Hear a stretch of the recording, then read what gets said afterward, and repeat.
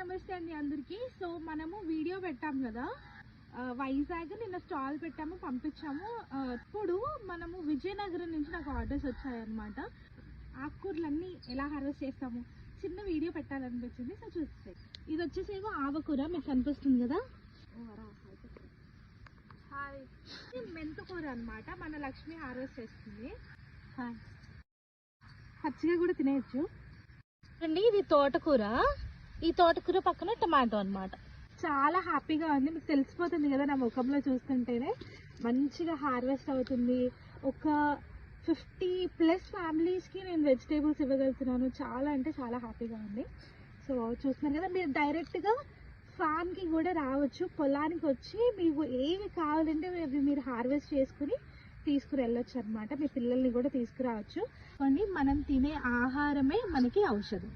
Thank you.